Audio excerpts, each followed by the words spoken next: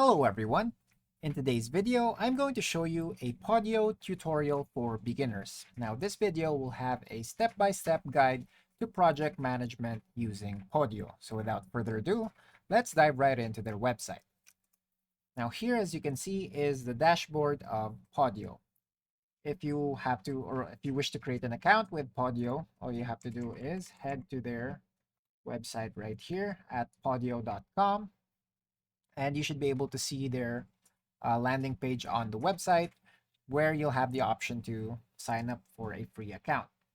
So just follow the prompts that you need to follow until you've created your account, and then verify your email and log in with your credentials. Now, after signing up, you'll land on your Podio dashboard where you can start managing your workspaces, apps, and tasks.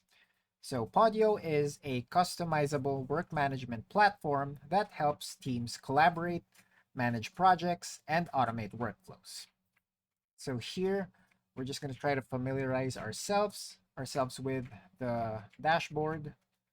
So this is the dashboard, and as you can see, we only have one workspace, which is this employee workspace. This is under this organization, and we can share a bunch of stuff here, any announcements. We can also invite members here into the employee network space or the workspace that you currently have, and they will all be listed here, and they will also appear as online or offline depending on their current status. Now there's a gear icon here, or a wrench icon rather, that allows you to manage members, to access the workspace settings, to head to workspace tasks or workspace files. So let's try to check our workspace settings.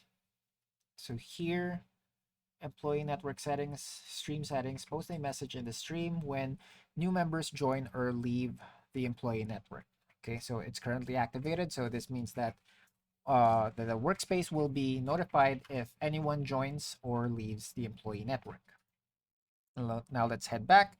And here we have the list of employee network tasks. So these are the tasks under this specific workspace.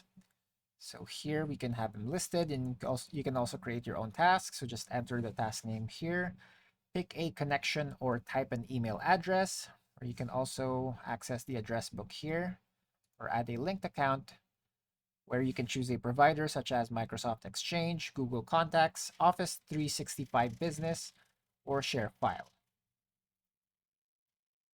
Then you can also select a due date, and then the time, and enter more info about your task. So you can also attach a file if you want, and then once you're done with editing those settings, then you can go ahead and create a task.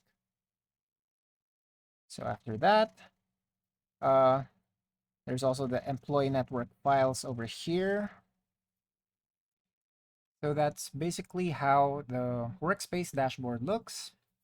Now we're going to try to head or actually look into creating a workspace. So here, just click on the burger icon or three-line icon at the top left side of the screen.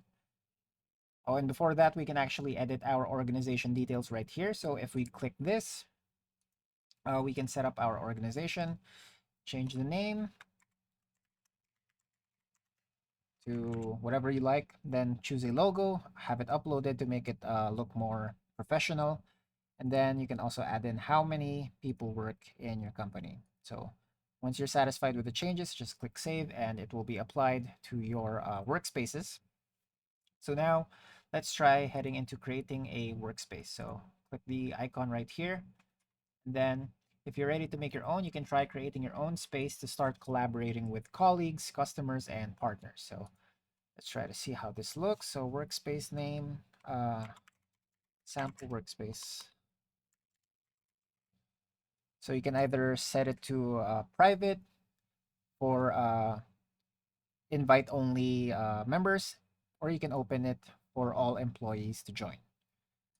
So let's try to have it open, and then we're going to activate the automatically joined new employees. So we're going to create our workspace here, and then we can start inviting employees to the sample workspace. So if you have an address book linked, then feel free to use it here, or you can manually type in the email addresses and then edit your message right here before sending the email or the invitation.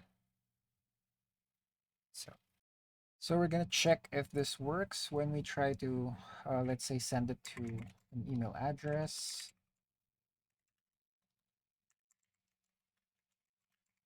See if it works. All right, so basically they will receive an invitation once you send the details,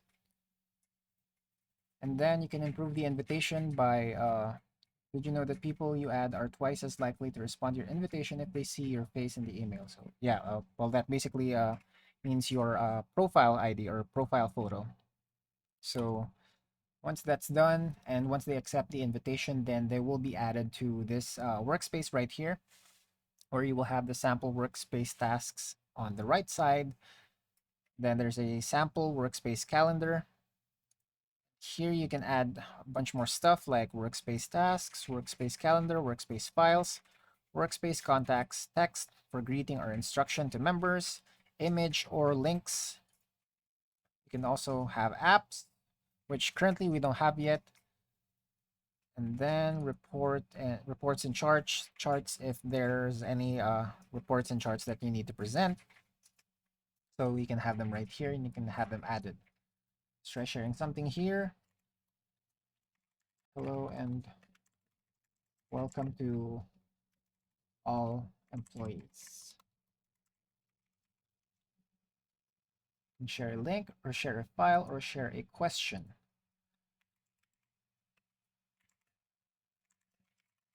See more in our dashboard. What are your business expectations for this year? What is your current main goal? Maybe something like that, just for a sample. And if we share it, then you can see we have an interactive post available on the workspace. So this is the message, and then they can comment or react to the post. If they click task, then you can add a new task here. They can also interact with the votes. Oh, actually, it works as a vote, so it doesn't really answer their or it doesn't really answer the query. So rather, you can actually just put a post here and then have a poll and then let them vote on whichever their preference is. So that's how the question works right here. It's like a poll question. So that's basically what you can do with your workspace. And you can also start creating a status via email. So here you can choose your email service to connect an address book. So again, Microsoft Exchange, Google, or Office 365, or manually add to address book, or even get the .pcf file. And that's it for today. Thanks for tuning in, and I'll see you next time.